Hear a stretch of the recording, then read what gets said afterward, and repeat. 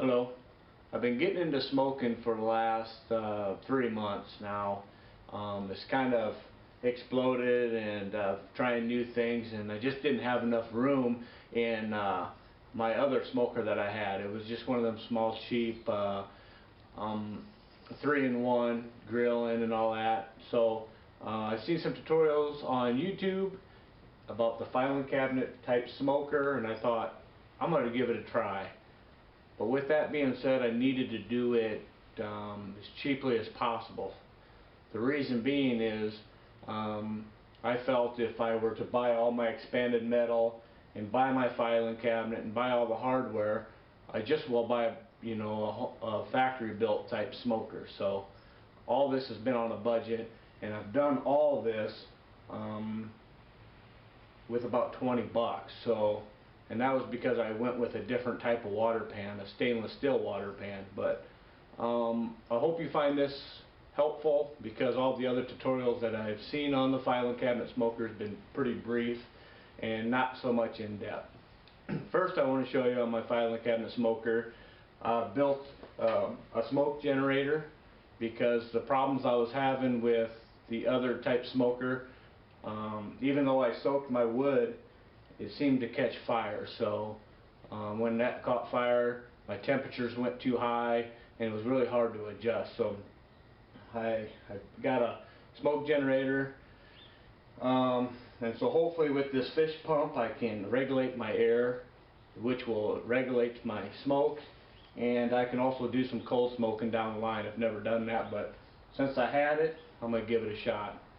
But I don't know if you can see very well that far. I don't have an assistant. But I made this bottom door hinge, and I got a diffuser plate because I wasn't sure if my burners were too close to my water pan. So in the event it was, I could slide this diffuser plate in. But I can easily remove that by pulling that and sliding it out. This here was just the bottom of one of my things, so like I said, I'm doing it as cheaply as possible. So I bought a water pan. I went to the store. They sell used catering stuff, so I got a stainless steel one. This will slide out. I got to keep that door open and get to my water pan easily. But just turn my grill on to light, and I can adjust it. I got 2 burners down there, so hopefully I can get it up to temperature as quickly as possible. And like I said, the smoke generator I can take off and on. What I'm going to do is, with this T, I'm going to try to shoot this towards the rear of it. I'm going to cap this in so it'll shoot smoke down and back. But I put a little wing nut on this smoke generator so I can easily remove it and slide it out. And I'm going to show you a little bit more about this too, so if you're interested in building one, I'll kind of show you what I've done and to help you guys out. I'm going to try to get a close-up on my smoke generator so you can kind of see. And I'm using my digital Nikon camera, so it don't have autofocus. So if it gets blurry, I apologize. But pretty much you put your wood, chunks or pellets. I'm going to try pellets today. See how that burns. I've never tried pellets. I've always done wood chips. But pretty much I've got a little air hole down there too. This is how I'm going to light it. My air is going to suck. This Venturi I used, I told you I had $20 invested in this smoker, and like 4 of it was for this. I bought a 4-foot brake line. That's what that is. It's 90 down here, and it probably ends about right here. It's kind of the Venturi that I used. I'm going to cap it off so smoke doesn't come out the backside, and I sealed it with some RTV. I couldn't weld to it. So when I said I had $20, I had like $4 in this, and I couldn't find I know I have some sitting around the house, but I couldn't find the black pipe, so I had to go down to Home Depot and buy that too, and I think that was around $5. $10 in that, and had $20 in that stainless steel pan. So I wouldn't have had to go that route. The pan that I had before worked great, but it was powder coated, and I didn't want to take the time and sand it all off and get that. I didn't want that toxic in there. So, but I have only one temperature gauge because there's only one on the grill that I robbed the burners off of.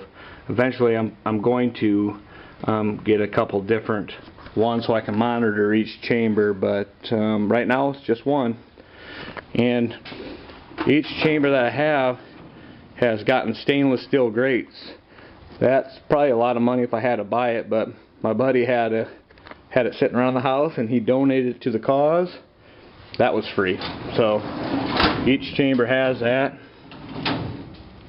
So, and what I've done for today, because I'm going to try to smoke some ribs on it, I drilled out one of these holes.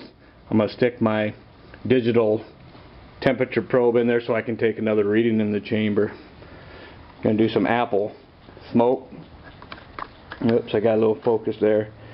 That's the wood I'm going to be using, mainly the pellets, but I'm just showing you the smaller stuff.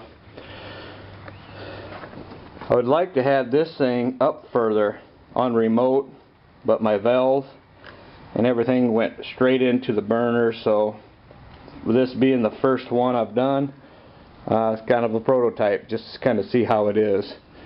I just welded a bolt on the side there, so when I'm done with the tank I can hook it and I can move it and not drag it. So just kind of a little crude, but it works for this prototype. Another thing I'm going to do is insulate it. I don't know how well I'm going to lose heat, but I'm kind of anxious to see how this is going to work. There's my exhaust vent. I can regulate it that way. And I also too, I want to make mention, there is holes on the bottom of the smoker way deep in the back. It was built on the filing cabinet. I didn't plug them. The reason being, I didn't know if I was going to need any air intake on the bottom. And if it becomes a problem, I need to close them off, I'll just weld holes. But I won't know until I do this first test run. I'm going to show you this. I'm going to remove this water pan. See if you can see back in there. It's awful dark, but there is two burners back down there. So, and maybe a little overkill with this smoker, but we'll have to see. I'm also going to, I've thought about putting a door in the front. That's the whole length of the smoker. I would have to open that main door to get to these chambers for the filing cabinet, because I'm afraid on some of them other tutorials I've seen that smoke actually comes out the sides, and I want to make the chamber tight as possible so I don't have no loss. But I know this first test run I'm going to probably be losing some, but I'll crank up the air intake on my smoke generator. I'll get some good smoke hopefully and have some good ribs here at the end of the day. Also, what I was going to tell you, what I'm going to do is when I open my chamber all the way out, I'm going to put a panel here up which would cap this opening off so I can mop my ribs or whatever I'm cooking. And if it's open for a couple minutes, I'm not letting all my heat out for my other chambers, so I can keep good temperature in this filing cabinet smoker. One more thing I wanted to say. I made mention that I only had $20 invested. I have $30 invested. I have $10 in my smoke generator, and I also have $20 in this stainless steel pan. So a total of 30 bucks. Not bad for a smoker this size. Hopefully it works great. So well, here it is. I've been smoking for probably about 3 hours now since that first early tutorial about how I kind of built it. I had to get away with my fish pump wasn't working, wasn't putting enough air out. So what I've done is I've made a little adapter, and I'm using my my garage air supply. I've regulated it down to, I suppose, 2 or 3 pounds. But that seems to be working pretty good. Got plenty of smoke. My problem I'm having is at all these cracks, it's leaking, and I knew that. I've on some of them tutorials on YouTube I've seen, which was expected, but I just wanted to see all my problems. Like, I have to build a better cap for that smoke generator. I put a rag on there for right now just to kind of get it done. If I remove it, it just starts to let out. I put a rag on there, it really seals the deal up a little bit. So you see there's some ashes down there I keep kicking out of the smoke chamber. I could probably put that flame out, but I tried to do some apple wood chips. First I did the pellets, and they burned out about 2 hours. I did probably 3/4 of that chamber, and I put some wood chips in there, and the pellets seemed to be working better. So went back to pellets just now. See if you can see my temperature here. Zoom in. A little above 200, but I just had it open.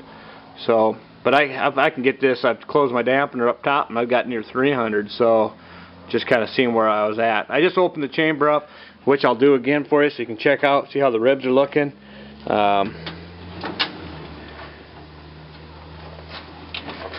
There's one rib there. Spare rib. I've been spraying barbecue sauce on them about once every hour.